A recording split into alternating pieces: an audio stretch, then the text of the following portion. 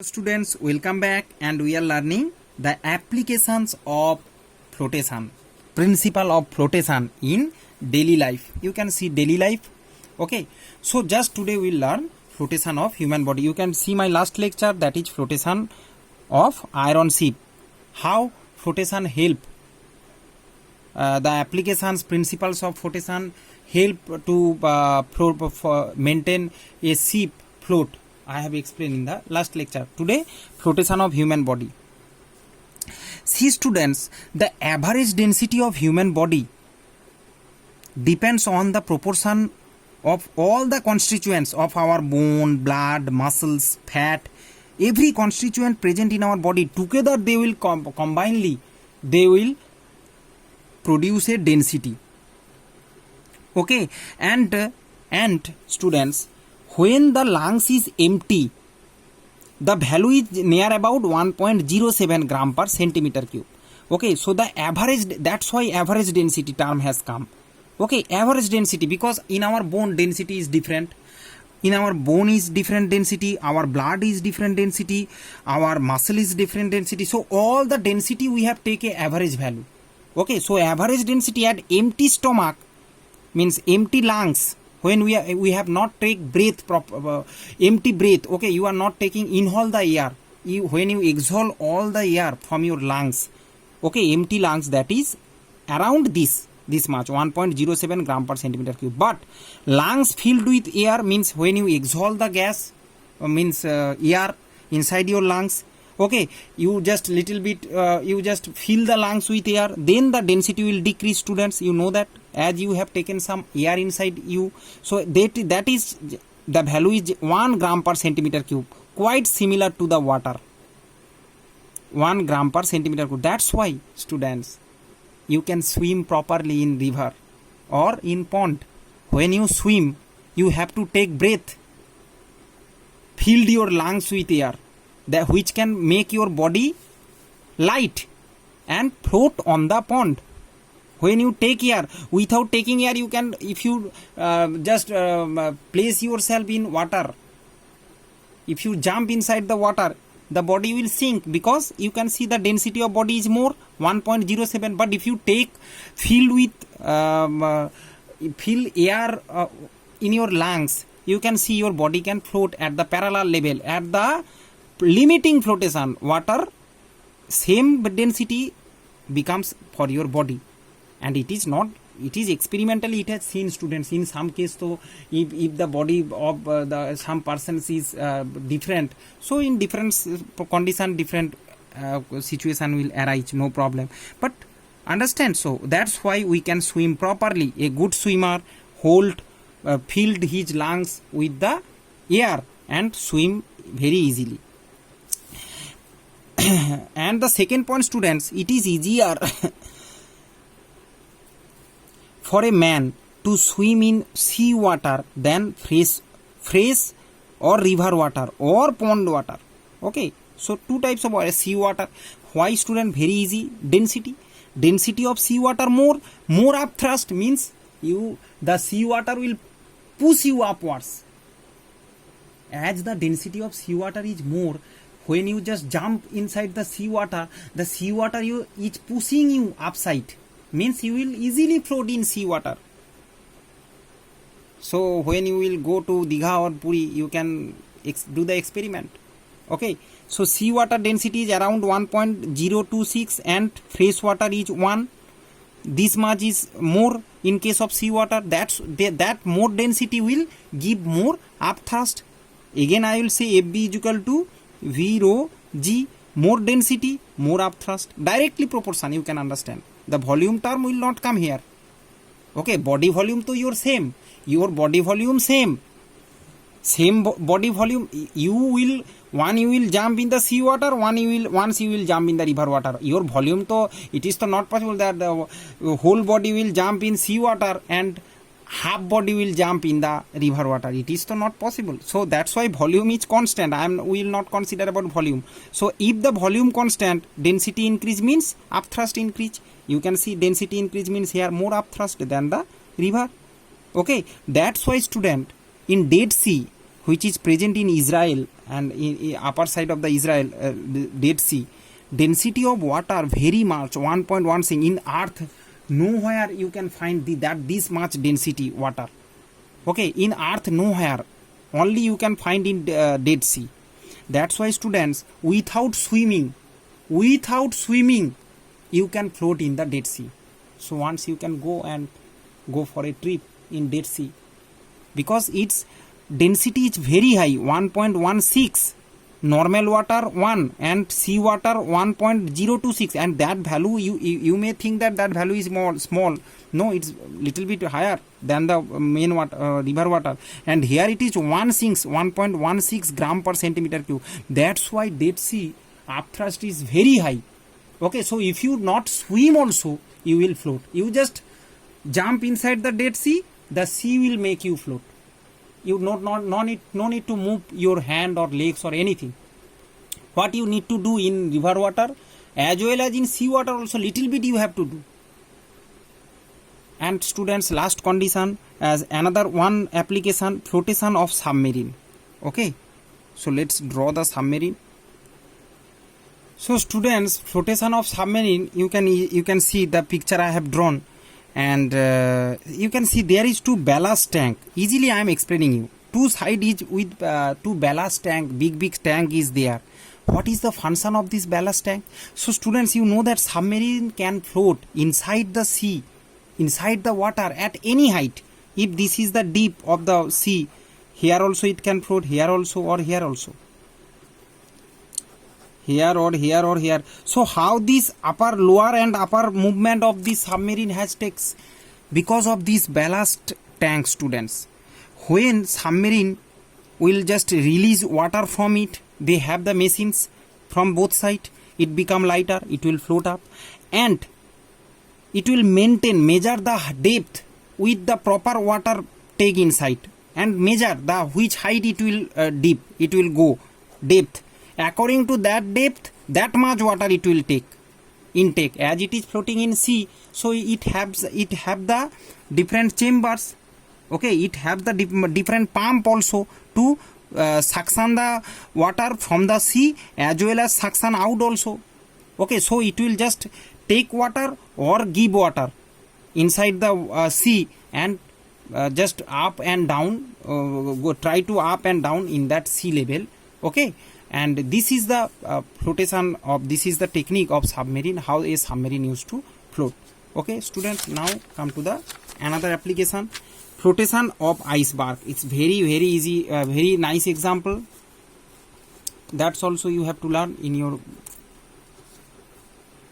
See students, the density of ice is very less than the density of water. That's why it is floating. Ice used to float in water.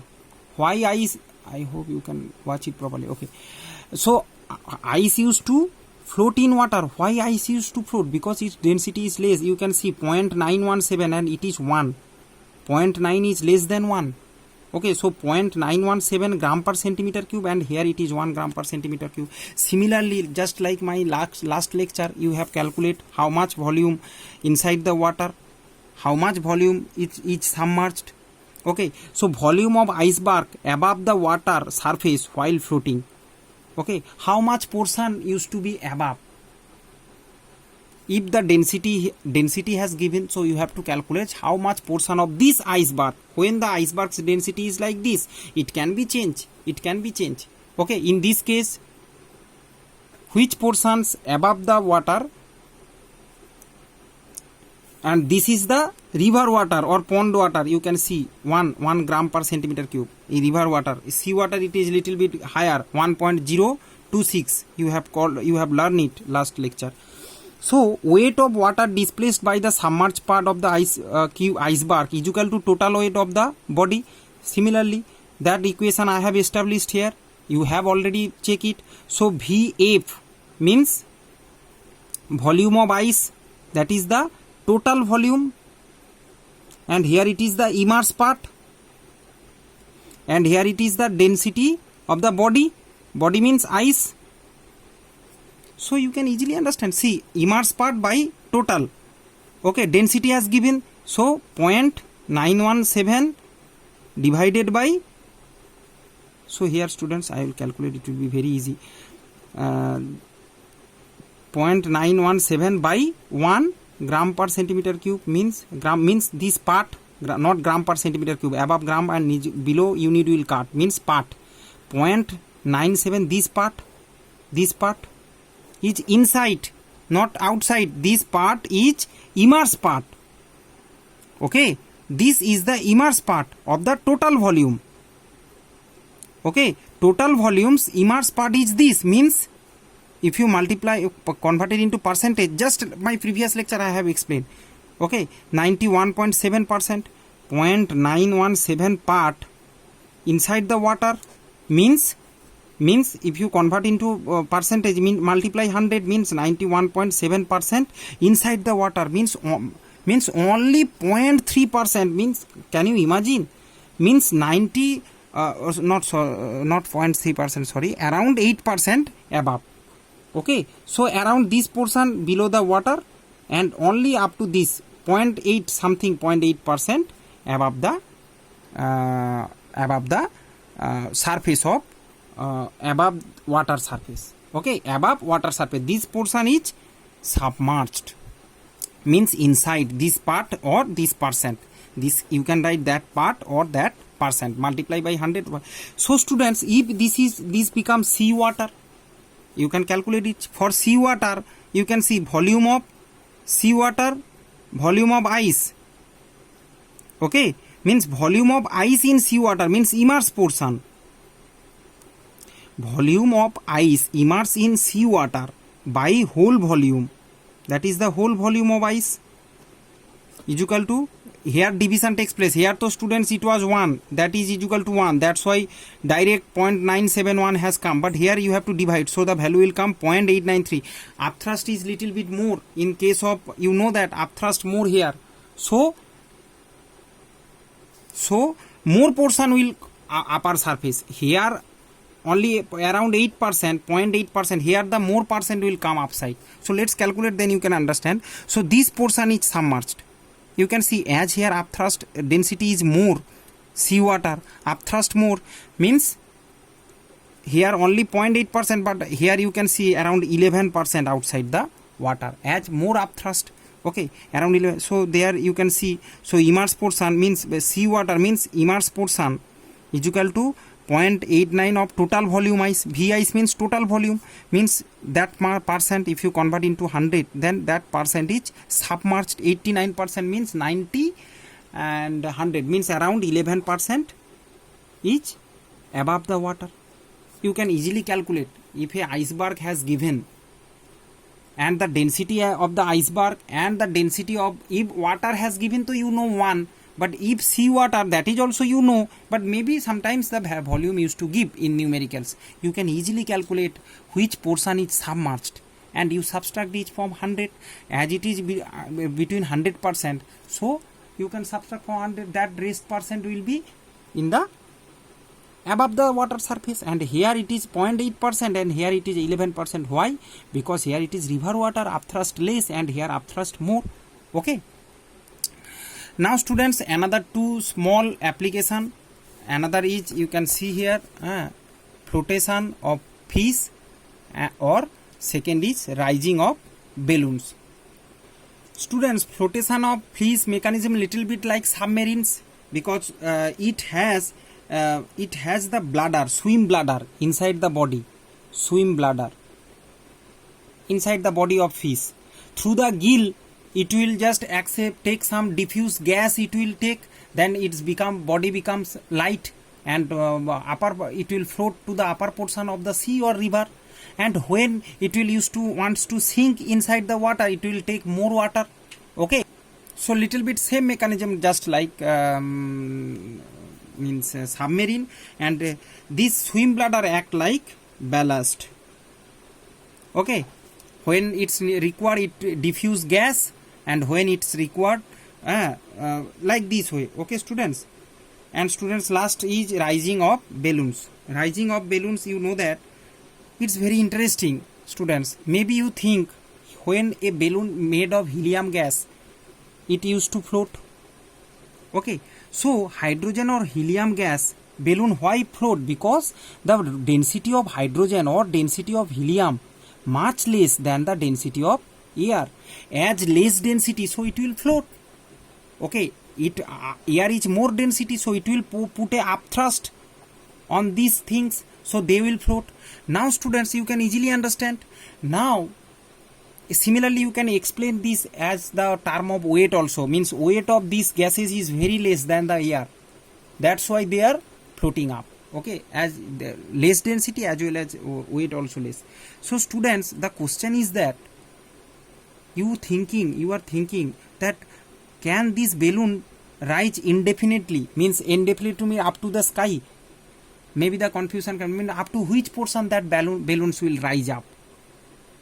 Students, the balloon will rise up when the density of air is equal to the density of that gas, whether hydrogen or helium, and that can be equal when the upper, you know that at the altitude pressure used to decrease. As the pressure used to decrease, density used to decrease, upthrust used to decrease.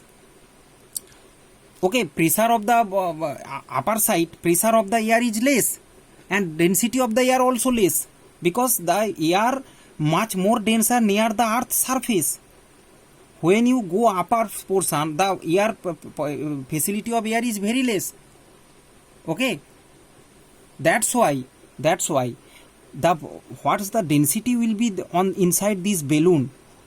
Okay, that density used to be same in somewhere at the sky, means at the upper surface of the atmosphere, and up to that portion the balloon will rise, and at that portion it will float.